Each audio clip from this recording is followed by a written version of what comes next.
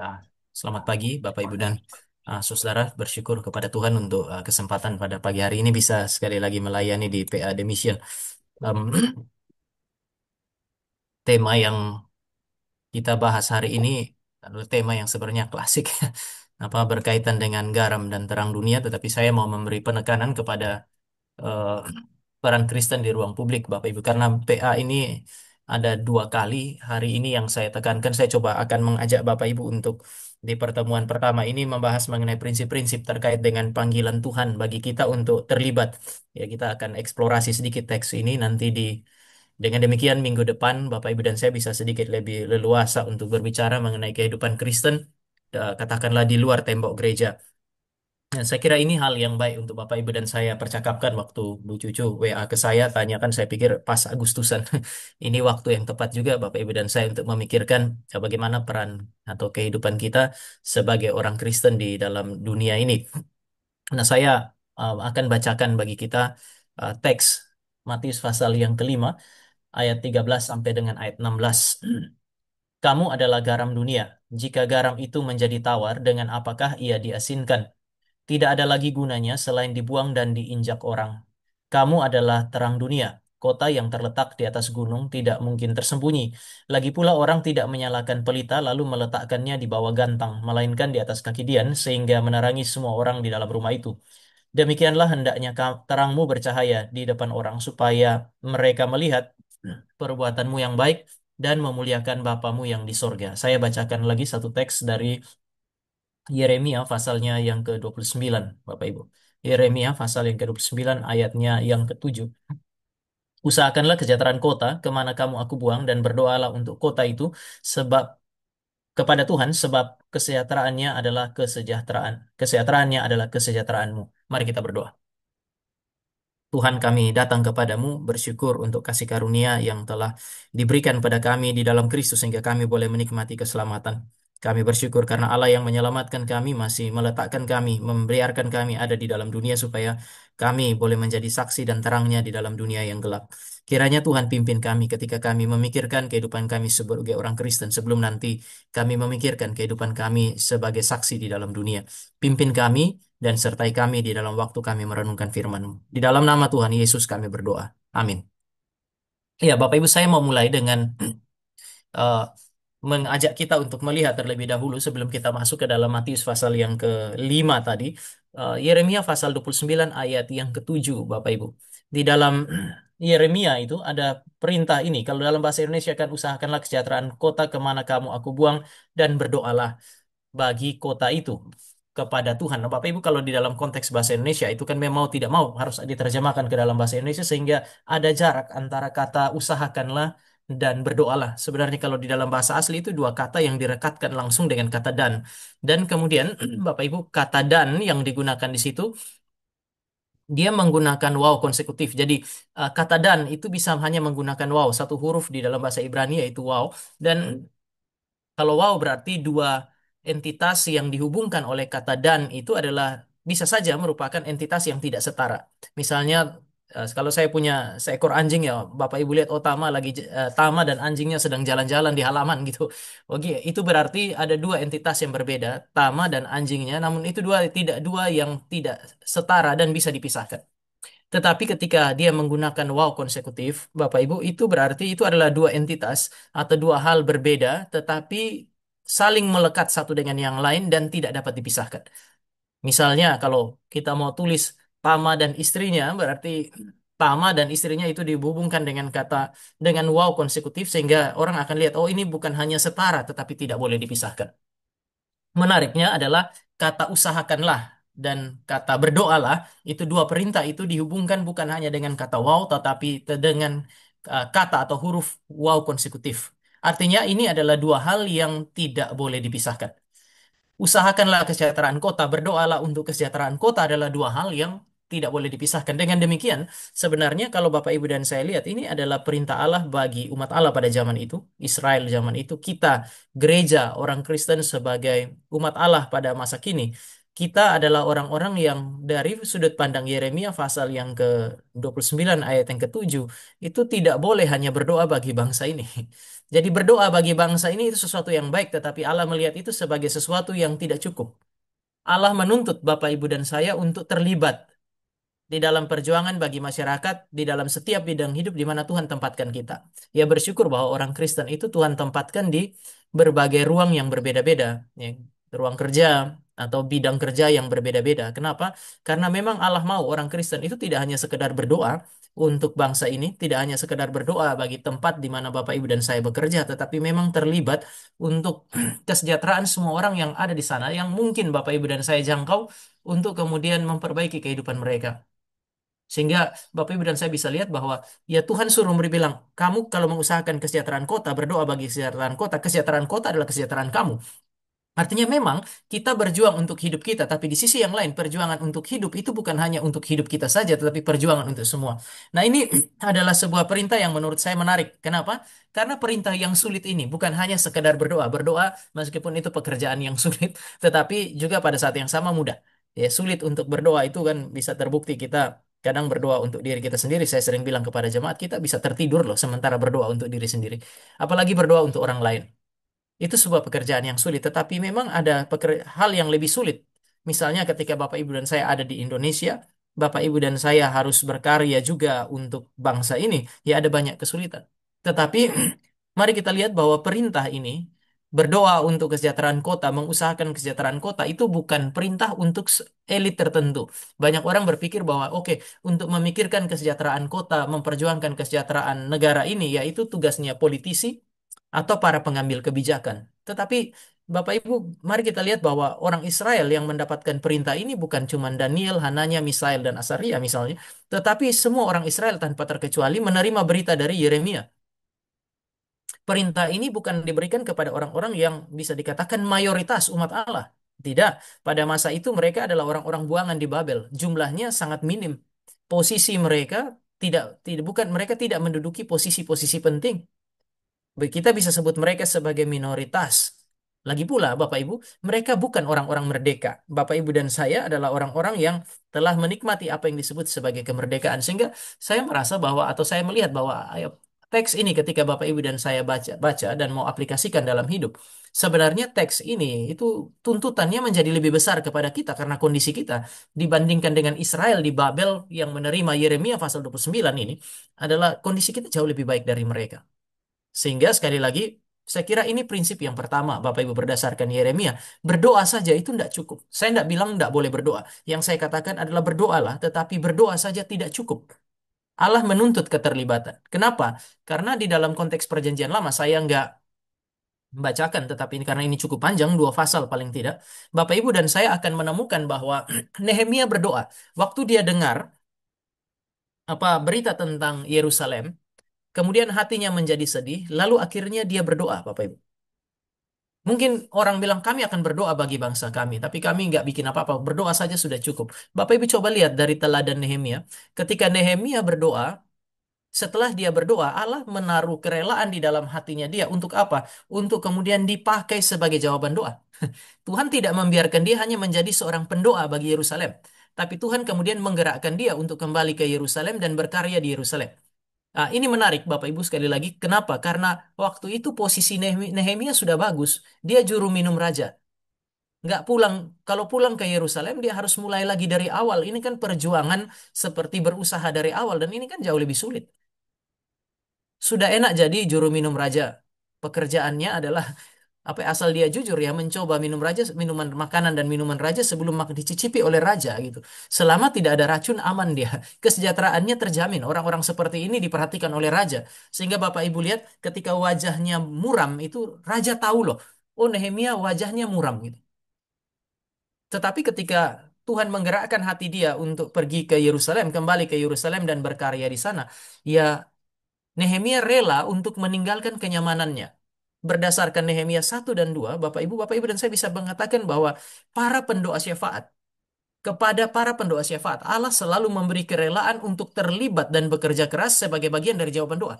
Artinya kalau kita berdoa bagi bangsa kita, bagi negara kita, ya Tuhan juga akan pasti akan memberikan kegerakan di dalam hati Bapak Ibu dan saya untuk terlibat.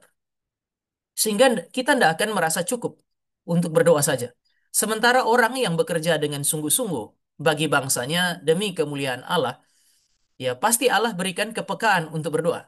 Jadi kalau kita punya Tuhan kasih kita standar yang tinggi, Bapak Ibu, lalu kemudian Bapak Ibu dan saya berjuang mencapai standar itu, saya yakin dalam perjuangan yang maksimal lah, kita akan mulai merasa bahwa kayaknya perjuangan yang kita lakukan meskipun sudah maksimal, tidak bisa mencapai standar yang Tuhan berikan.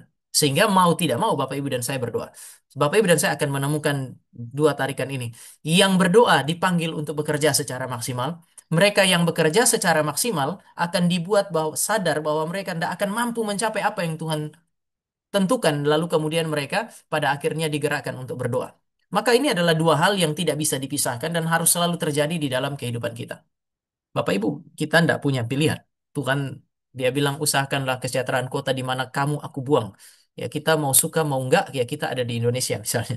Maka mau tidak mau Bapak Ibu dan saya mendapatkan panggilan yang sama di bidang kita masing-masing di tempat yang berbeda, ruangan kerja yang berbeda, bidang kerja yang berbeda namun ada satu panggilan yang sama selain memuliakan Allah yaitu Bapak Ibu dan saya diminta untuk terlibat di dalam kehidupan publik. Dan oleh karena itu maka eh, Yesus berbicara mengenai garam dan terang dunia. Saya berfokus kepada istilah garam di situ. Em, Seringkali ketika mau masuk dan berkarya di dalam atau berbagi bagi bangsa ini, Bapak Ibu dan saya akan menemukan bahwa ya kita bisa bilang ah dunia ini tidak ideal atau bangsa ini kan tidak ideal. Tadi malam di PA saya bilang kepada jemaat yang ada di Cikarang itu, ya kalau kita merasa banyak hal yang makin lama makin gak ideal, saya kira yaitu kritik bagi bangsa ini, tapi juga sisi lain coba lihat ini sudah 80 tahun mungkin sudah cukup usur bangsa ini. Saya nggak mengerti tapi ya saya yakin Bapak Ibu kalau kita mengasihi bangsa ini dan memperhatikan kehidupan dan negara di mana Bapak Ibu dan saya ada ya sangat memperhatikan kan juga akhir-akhir ini. Tetapi Tuhan bilang kamu adalah garam dunia dan terang dunia. Artinya garam dunia dan terang dunia bukan berarti berasal dari dunia tetapi kita diberikan untuk hadir di dalam dunia ini. Kita adalah orang-orang yang datang dari kerajaan Allah, diberikan untuk masuk dalam dunia ini menjadi garam dan terang. Tetapi menarik karena kalau kita disebut sebagai terang, ada asumsi di belakang perintah itu. Kalau kita bilang, wah saya bagaimana mau berkarya ya? Kita nih pertama minoritas, seringkali mendapatkan tekanan dan seterusnya. Bagi saya itu bukan sesuatu yang mengejutkan Bapak Ibu. Karena memang perintah mengatakan kita menjadi garam, asumsinya adalah dunia ini membusuk. Perintah menjadi terang, asumsinya adalah dunia ini gelap.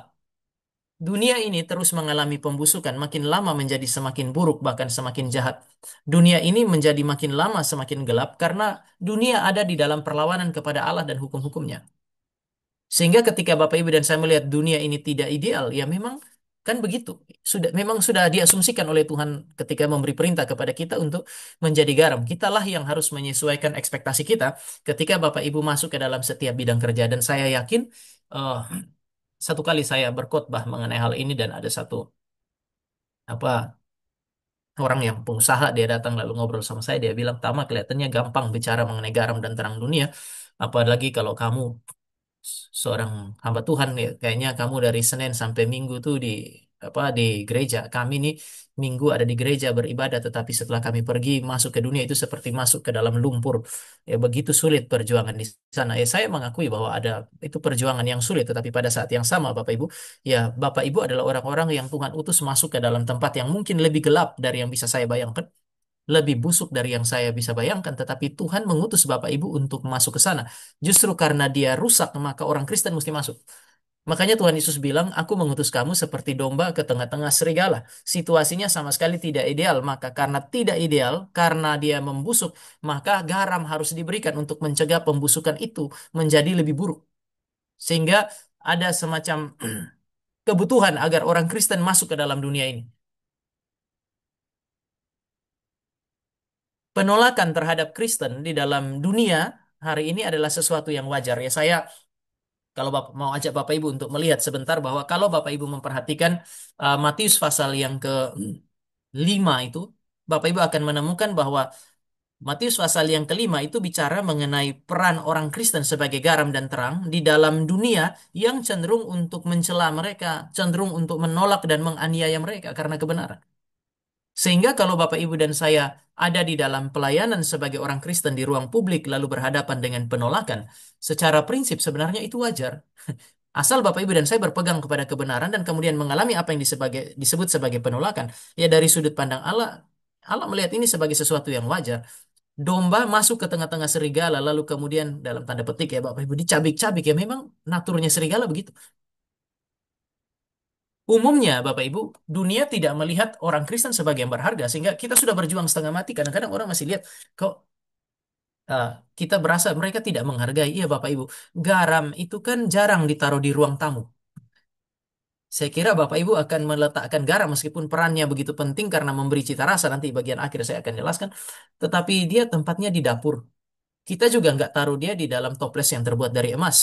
Luarnya dibungkus atasnya dari emas, tutupnya dari emas, lalu kemudian tampungannya dari perak, di atasnya ada permata, isinya garam. Saya kira nggak mungkin Bapak Ibu lakukan itu. Kita tidak meletakkan garam di dalam wadah yang istimewa. Ruang untuk menempatkan garam juga dapur, bukan ruang tamu. Tetapi Bapak Ibu ini adalah sesuatu yang tidak boleh tidak ada. Sehingga saya mau sampaikan bahwa Yesus tahu bahwa dia mengutus Bapak Ibu dan saya sebagai garam dan terang. Waktu bicara mengenai terang itu berarti peran kita sangat signifikan. Bicara mengenai garam ya seringkali oleh dunia ini dilihat sebagai sesuatu yang biasa dan tidak penting. Oleh sebab itu, ketika Bapak Ibu bekerja di bidang masing-masing, lalu kemudian ditolak satu sisi ketika berdoa, ya Bapak Ibu mesti katakan kepada Tuhan bahwa ya Tuhan ini memang sesuatu yang harus terjadi kepada kami. Sebaliknya, jika Bapak Ibu ada di dalam ruang kerja dan kemudian berpegang kepada kebenaran dan diterima, wah perlu bersyukur Bapak Ibu. Bapak Ibu perlu bersyukur karena penerimaan adalah anugerah. Kalau ada orang mau terima kita setelah kita berjuang di dalam kehidupan bangsa ini. Nah, dari prinsip ini saya mau sampaikan bahwa situasi dunia atau katakanlah situasi bangsa Indonesia yang tidak ideal, bahkan saya kira kalau seumuran saya, lebih tua dari saya, itu Bapak Ibu Indonesia ini penuh dengan trauma sebenarnya.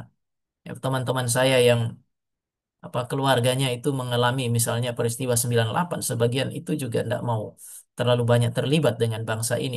Itu sebuah pengalaman yang traumatis bagi mereka. Ya, dunia memang begitu, Bapak Ibu. Tuhan Yesus bilang, aku mengutus kamu seperti domba ke tengah-tengah serigala. Dunia yang atau bangsa yang penuh dengan penolakan terhadap kehadiran orang Kristen. Orang mau orang Kristen melakukan hal-hal yang baik, tetapi orang Kristen dan Kristusnya itu tidak disukai itu. Jadi apa yang kita lakukan, apa yang kita berikan, mereka mau terima, tetapi kita dan Kristusnya kita itu tidak mau diterima. Ya memang itu situasi dunia, situasi bangsa kita sampai dengan hari ini, Bapak Ibu. Tidak ideal, bahkan mungkin sejumlah kita mengalami pengalaman-pengalaman traumatis. Kita pernah mengalami apa yang disebut sebagai penolakan, tetapi semua itu bukan alasan untuk menghindar. Ini juga bukan alasan bagi Bapak, Ibu, dan saya untuk tidak berfungsi sebagai garam. Meskipun situasi tidak ideal, misalnya dunia ini hambar, justru karena hambar maka garam mesti masuk ke situ. Justru karena daging itu otomatis akan setelah binatang mati, dagingnya diambil, otomatis dia akan mengalami pembusukan, maka garam perlu ada di sana. Jadi ketika Bapak Ibu dan saya menemukan situasi yang tidak ideal, kita tidak boleh buru-buru berpikir bahwa ini bukan tempatnya kita. Mungkin saja justru situasi yang tidak ideal merupakan panggilan Allah bagi orang Kristen untuk masuk dan terlibat di dalamnya. Lalu kemudian kita bawa prinsip-prinsip kerajaan Allah. Saya senang orang Kristen di Indonesia ini sering pakai istilah ini, di tempat yang paling gelap, terang menjadi lebih dibutuhkan. Dan saya kira inilah yang Allah sementara kerjakan melalui kita. Kalau seandainya Bapak Ibu dan saya melihat bahwa ya kita nih ada di dalam satu bangsa yang sekali lagi Bapak Ibu ya kita bersyukur, tapi kita juga perlu mengakui bahwa situasinya tidak ideal bagi kita sebagai orang Kristen. Penolakan itu terjadi di mana-mana dan kadang-kadang ini seperti pembiaran, ya, dibiarkan Bapak Ibu dan saya mengalami banyak kesulitan. Tetapi ya Tuhan juga tahulah, Tuhan tidak memberikan itu kepada orang lain. Tuhan memberikan situasi ini kepada Bapak Ibu dan saya sebagai panggilan untuk kemudian kita masuk. Saya eh, satu waktu itu terkesan dengan salah satu sharing atau khotbah dari Pendeta Stephen Tong di Masterclass. Lalu kemudian dia bilang kadang-kadang kita Kristen ditolak. Ya betul sih ditolak karena berpegang kepada kebenaran itu satu hal. Tetapi dia kemudian bilang ada masa kekristenan ditolak karena kekristenan tidak berfungsi sebagaimana seharusnya. Lalu dia bilang, dia pakai satu statement ini, kira-kira sedemikian saya parafrasekan.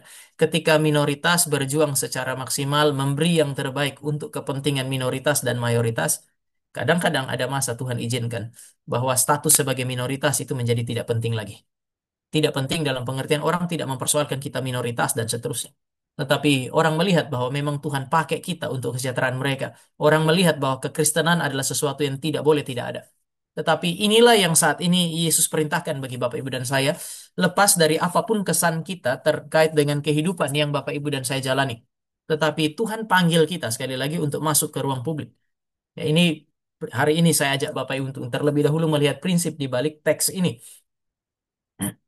Oleh sebab itu, maka kita bisa bilang bahwa memang Tuhan mendesain kekristenan. Setelah kekristenan, orang Kristen diselamatkan, tidak langsung ditarik untuk kembali kepada Bapa di sorga, tapi diutus masuk ke dalam dunia karena memang Tuhan mau Bapak, Ibu, dan saya menjadi berkat bagi kehidupan di dalam dunia ini. Saya sebut itu sebagai kehidupan publik. Kita disebut sebagai garam dunia, sekali lagi, dan terang dunia. Itu berarti memang kita harus ada di dalam dunia sebagai wakil Allah dalam dunia ini. Kita tidak berasal dari dunia, sama seperti kerajaan Allah tidak berasal dari dunia. Saya setuju itu. Tetapi memang kita diciptakan dan didesain untuk dihadir di dalam dunia dan menjadi berkat. Saya kutip ini, apa ya, deskripsi dari seorang pemikir namanya Plutarch. Dia mengatakan bahwa pada zaman itu ketika Yesus berbicara bahwa orang Kristen adalah garam, dia bilang pada masa itu orang melihat daging itu setelah binatang setelah dibunuh diambil dagingnya, daging sebaik apapun itu selalu membawa ciri kematian yaitu dan ketiadaan jiwa yaitu pembusukan. Jadi normalnya memang daging itu akan makin lama akan makin membusuk. Setelah binatangnya itu disembelih, dagingnya diambil dibawa ke pasar. Karena jiwanya sudah tidak ada, maka daging itu senantiasa membawa ciri kematian. Apa tanda bahwa ada ciri kematian pada daging itu? Ya pembusukan. Makin lama dia akan makin membusuk. Nah, sehingga ketika pada zaman itu orang berusaha untuk mengawetkan daging dengan memberi garam, maka yang seharusnya pembusukannya berlangsung cepat itu seperti dicegah. Maka Plutarch itu mengatakan bahwa apa ya, memberi garam pada daging itu seperti usaha untuk menghilangkan ciri kematian pada daging itu. Bahkan dia bilang ini seperti memasukkan jiwa ke dalam tubuh yang mati. Bapak Ibu, betapa pentingnya garam pada zaman itu. Menghilangkan ciri kematian dan memasukkan jiwa ke dalam tubuh yang mati. Ya, ini bukan berarti membangkitkan Bapak Ibu, tapi mencegah sehingga pembusukan itu tidak menjadi lebih parah dari yang seharusnya. Artinya kalau Bapak Ibu dan saya mau aplikasikan prinsip ini, Bapak Ibu akan menemukan bahwa ya ketika Tuhan mengatakan Bapak Ibu dan saya adalah garam dunia, menjadi garam itu bukan sekedar menjadi teladan Bapak Ibu. Ya seringkali orang Kristen membayangkan bahwa mereka itu menjadi teladan, kehadiran mereka ya membangkitkan semangat yang baru, menciptakan etos kerja yang baru, yang baik. Ini saya kira ya benar, ada benarnya pada masa reformasi Bapak Ibu ketika sebelum Martin Luther mengatakan bahwa semua orang berhak untuk membaca Alkitab, mengerti Alkitab kan hanya apa ya baca tulis itu kan pekerjaannya scholar gitu. Tetapi kemudian setelah Martin Luther bilang enggak, semua orang harus baca Alkitab, semua orang harus punya hak, mendapatkan hak untuk kemudian menguatkan imannya dan kemudian apa mendalami teologi dengan baik, maka tiba-tiba Bapak Ibu akan menemukan ada satu kecenderungan zaman pada masa itu orang melihat bahwa pendidikan itu sudah bukan lagi milik elit tertentu. Semua orang harus belajar supaya semua orang bisa baca, semua orang bisa baca Alkitab, semua orang bisa belajar dengan baik demi imannya dia. Maka kehadirannya Martin Luther sebagai garam pada masa itu bukan hanya sebagai teladan tetapi membangkitkan semangat yang baru yang tadinya orang hanya hanya bangsawan belajar sekarang rakyat jelata pun belajar. Yohanes Calvin dengan prinsip orang Kristen hidup di hadapan Allah sehingga bahkan yang pembuat roti pun harus memberikan pelayanan kepada Allah melalui proses membuat roti itu mengubah etos kerja dan banyak orang mengalami perubahan karena itu. Bahkan kita bisa bilang Eropa mulai mengalami perubahan karena itu. Tetapi saya kira ketika Yesus bicara mengenai garam, bukan hanya sekedar itu Bapak Ibu. Garam, kalau dia bilang itu memasukkan kembali jiwa ke dalam tubuh yang mati, itu berarti garam adalah pembawa kehidupan. Bapak, Ibu, dan saya di setiap tempat kita menjadi berkat dengan cara apa ya? Ketika Tuhan memberikan kesempatan Bapak, Ibu, dan saya apa ya, menghadirkan Allah dan firman Allah yang hidup di ruang kerja Bapak Ibu dan saya, itu adalah sesuatu hal yang baik. Ya, di salah satu cabang yang saya layani ya, Koster, ada yang bukan Kristen Bapak Ibu. Ya, saya juga tidak harus kayak memaksa, ayo sini kamu datang sini saya mau injili kamu, tidak, tetapi melalui relasi yang baik, ya ada masa kita bisa menyampaikan Injil juga kepada mereka sehingga pemberitaan Injil menjadi sesuatu yang natural. Bagi saya, ya di dalam konteks inilah kita membawa apa yang disebut sebagai kehidupan. Waktu saya kuliah, masih kuliah di UI, Bapak Ibu, kayak sudah pergi ke kampus, sudah kuliah, ya saya masih spare 1-2 jam, bahkan kadang-kadang 3 jam keliling kampus itu. Ya, ada kemungkinan, berharap ada kemungkinan Tuhan perjumpakan dengan mahasiswa yang bisa diinjili. Gitu. Bagi saya, ini adalah salah satu cara Tuhan menghadirkan saya di dalam kampus itu untuk membawa apa yang disebut sebagai kehidupan. Menghadirkan Allah dan firman yang hidup. Kalau di Geri Depok ya, kami sudah ada pelayanan pemuda, di Geri Cikarang juga ada pelayanan pemuda, tapi saya lihat ada kampus, anak-anak dari berbagai daerah datang studi di Depok dan di Cikarang, maka kami coba untuk bikin semacam student center, berjuang untuk menjangkau mereka, menginjili dan kemudian melayani mereka, membawa, ya, kalau bisa Tuhan yang sejati dan firman Allah itu bisa hadir dalam lingkungan kampus gitu. Ya, orang Kristen hadir dan berkontribusi bagi bangsa ini dengan membawa kehidupan. Proses penginjilan bagi saya itu merupakan salah satu bagian di mana saudara dan saya berkontribusi bagi kehidupan bangsa ini. Bapak Ibu dan saya menjadi garam itu juga berarti kita berbagi hidup yang Allah berikan kepada Bapak Ibu dan saya. Dunia ini berjalan menuju kepada kematian. Dunia ini berjalan menuju kepada kehancuran. Lalu kemudian Bapak, Ibu, dan saya ditempatkan di dalam dunia dan diberkati melalui pekerjaan kita. Diberkati melalui segala yang telah Tuhan titipkan di dalam kehidupan kita. Maka kita belajar untuk membuka tangan kita menurut Alkitab untuk berbagi dengan mereka yang membutuhkan. Saya lihat di dalam Alkitab ada satu prinsip ini. Eh, di tengah negeri yang penuh dengan susu dan madu di Kanaan itu, Allah sendiri bilang kepada Israel, orang miskin itu tidak akan berhenti, tidak akan hilang dari bangsa itu. Supaya apa? Supaya kamu belajar membuka tangan. Menarik karena Allah memberkati ke tanah Kanaan ketika para pengintai itu pergi, mereka bawa anggur dengan buah yang baik dan besar-besar gitu. Menggambarkan kemakmuran dan itu disebut sebagai negeri yang penuh dengan susu dan madu. Tetapi di negeri yang penuh dengan susu dan madu Allah bilang bahwa orang miskin itu tidak pernah bisa ada. Ini tidak pernah hilang dari sana. Saya percaya ini yang membuat prinsip ini pula lah yang membuat Bapak Ibu dan saya perhatikan pemerintah itu dia mau meniadakan kemiskinan, dia tidak mungkin bisa membuat kemiskinan sampai pada titik nol. Itu sesuatu yang tak mungkin. Tetapi ini situasi yang tidak ideal inilah yang menjadi panggilan Tuhan bagi Bapak Ibu dan saya untuk bisa berbagi hidup.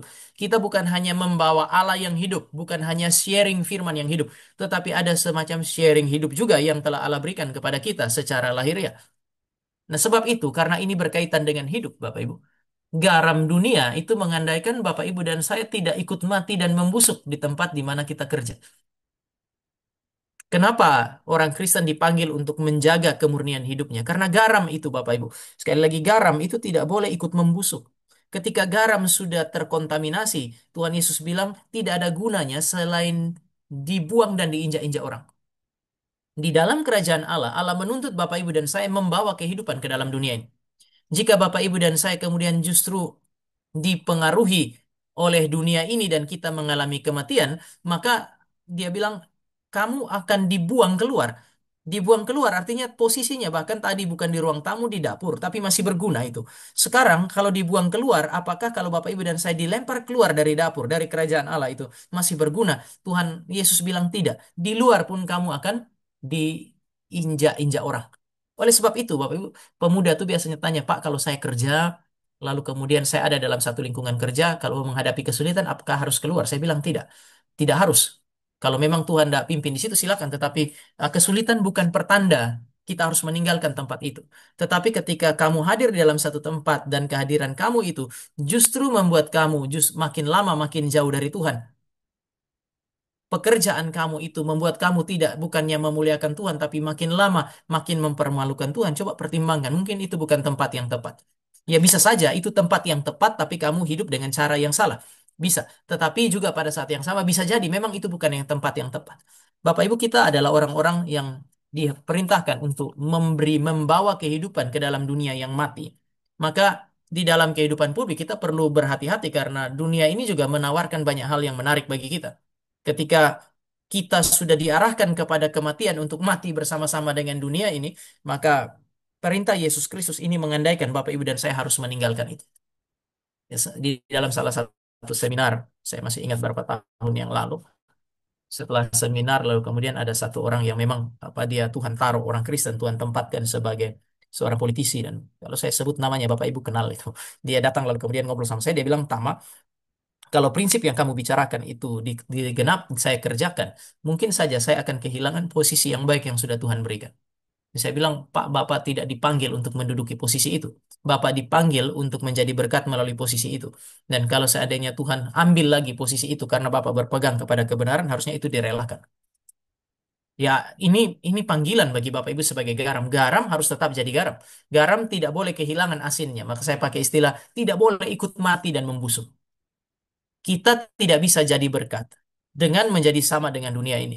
Kita harus beda.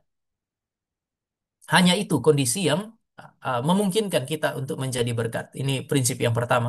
Kekristenan menjadi berkat ketika mereka membawa hidup ke dalam dunia ini dan tidak ikut mati bersama dengan dunia ini. Yang kedua, kekristenan menjadi kehidupan di dalam ruang publik melalui gambaran mengenai garam, atau yang kedua, garam pada masa itu dilihat sebagai simbol daripada kemurnian dan kesucian, Bapak Ibu.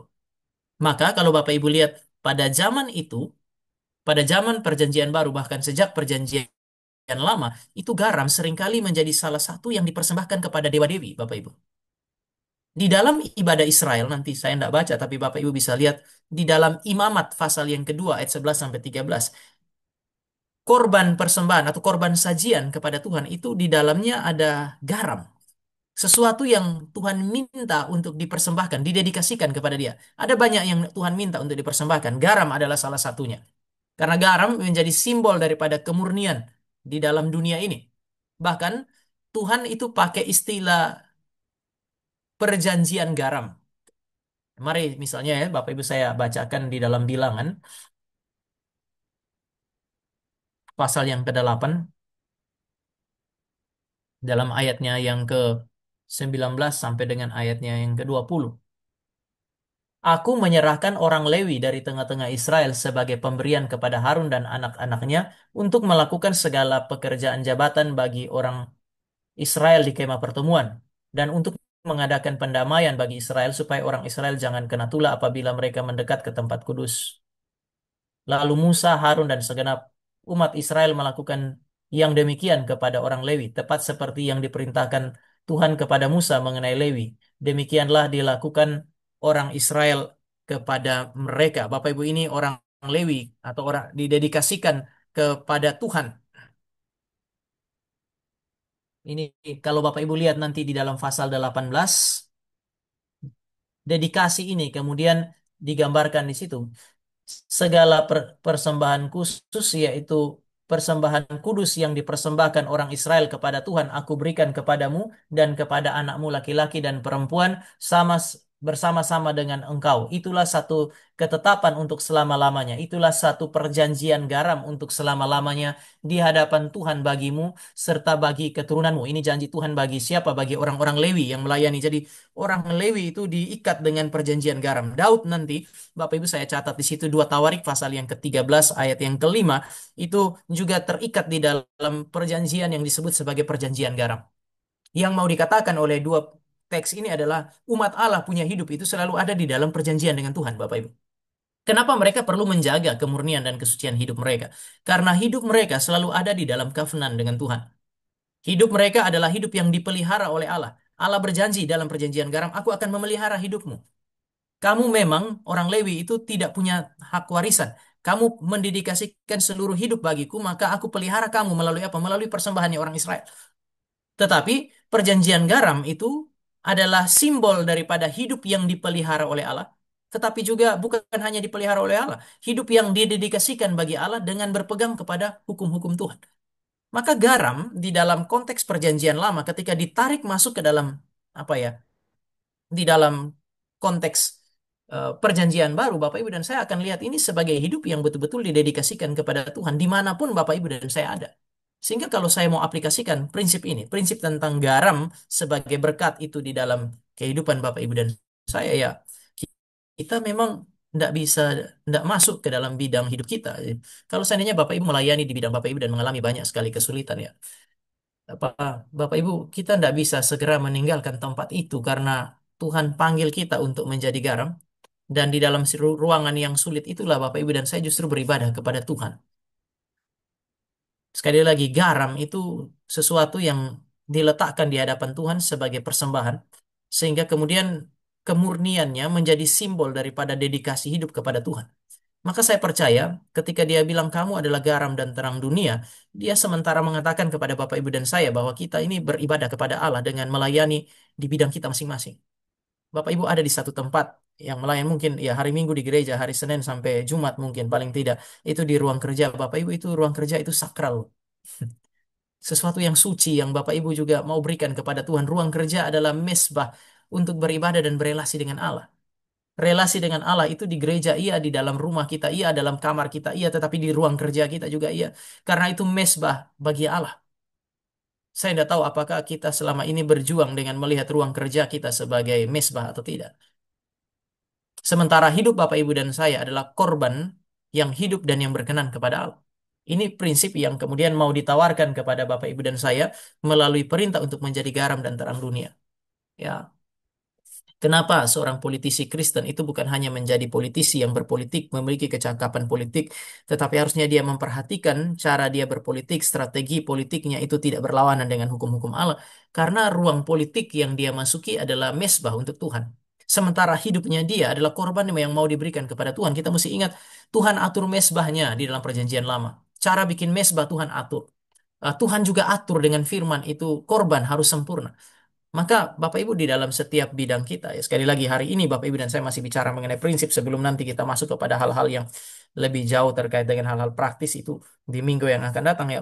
Pada minggu ini saya mau ingatkan Bapak Ibu bahwa ya, kita ada di dalam lingkup kerja yang berbeda, tapi sama-sama sakral. Sama-sama mau dipersembahkan kepada Tuhan, dikembalikan kepada Tuhan, dan disitulah kita mendedikasikan kehidupan kita. Ya, orang Kristen sebenarnya tidak bisa bekerja dalam tanda petik setengah hati di tempat di mana Tuhan menempatkan dia hari ini untuk memelihara hidupnya. Karena Tuhan tidak menempatkan orang Kristen bekerja di satu bidang tertentu, termasuk bahkan sebagai seorang ibu rumah tangga pun Tuhan tidak tempatkan seorang ibu rumah tangga di situ hanya sebagai seorang ibu rumah tangga. Tidak, Tuhan tempatkan dia untuk membawa hidup. Lalu kemudian melalui pergumulan sebagai seorang ibu rumah tangga, bahkan dia punya relasi dengan Tuhan itu makin dikuatkan.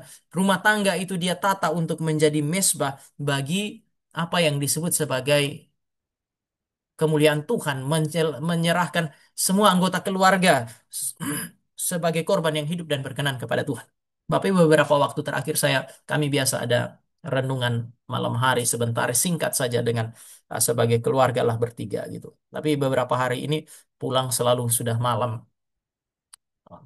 Baru tadi malam begitu saya pulang sudah malam, tapi bertepatan anak saya tuh nggak belum tidur, sehingga dia datang, dia sambut saya beres-beres sebentar, kemudian saya bilang, berdoalah.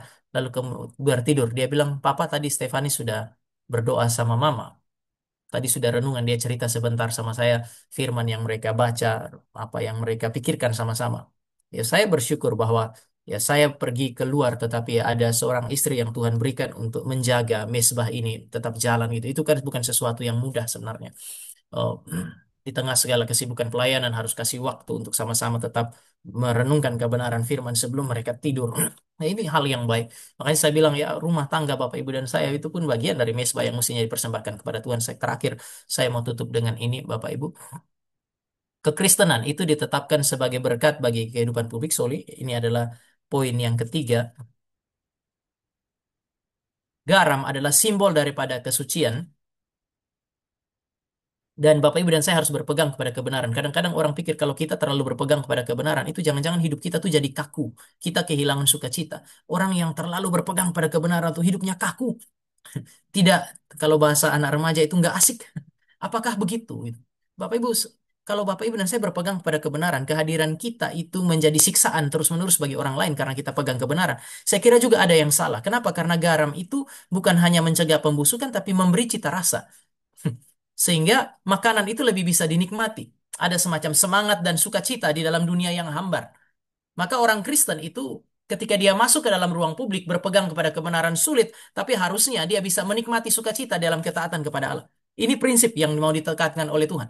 Bapak Ibu masuk ke dalam kehidupan ruang publik ya ada kesulitan di sana, sukacita tidak boleh hilang. Yang kedua, ya kita tidak memaksakan orang menerima kita dengan kekerasan. Saya mau tutup dengan ini, Bapak Ibu. Kamu itu seperti kota yang diletakkan di atas gunung lah gitu sehingga apa sehingga terangmu itu tidak dilihat oleh orang lain itu adalah sesuatu yang harus terlihat. Matius 5 ayat yang ke-16, demikianlah hendaknya terangmu bercahaya di depan orang supaya mereka melihat perbuatanmu. Maksudnya ya kalau kita menjalankan fungsi kita Bapak Ibu, kemurnian hidup, kesaksian hidup itu mengalir secara natural. Kita nggak buat-buat, ada waktu murni, ada waktu tidak. Memang kemurnian itu tampak dengan apa dilakukan secara otomatis sehingga ketika orang memperhatikan hidup Bapak Ibu dan saya, mereka menemukan ya kemurnian hidup ada di sana. Entah kita suka atau entah kita tidak suka ya kemurnian itu nampak secara natural. Tidak mungkin tidak kelihatan. Jadi ini bukan sesuatu yang dibuat-buat. Karena di dalam rumah begitu, di gereja begitu, di ruang kerja begitu ya ketika orang datang, ya mau tidak mau mereka akan menemukan kita begitu. Itulah kita. Sehingga tidak ada semacam kemunafikan di dalam kehidupan Kristen. Nah, ini yang Tuhan panggil bagi Bapak Ibu dan saya. Di setiap ruang, ya kemurnian Kristen itu terus mengalir dari hati yang saleh. Sehingga kemurnian hati itu tidak mungkin tidak kelihatan, pasti kelihatan. Orang lihat hidup kita ya pasti mereka temukan itu. Saya kira ini yang saya mau share Bapak Ibu beberapa prinsip sebelum nanti di minggu yang akan datang Bapak Ibu dan saya masuk lebih jauh tentang bagaimana hidup di dalam dunia ini sebagai orang Kristen. Mari kita berdoa. Tuhan kami bersyukur kepadamu untuk firman yang kami boleh pelajari sekali lagi. Ada banyak prinsip yang Tuhan berikan bagi kami untuk kami pikirkan sebagai orang Kristen.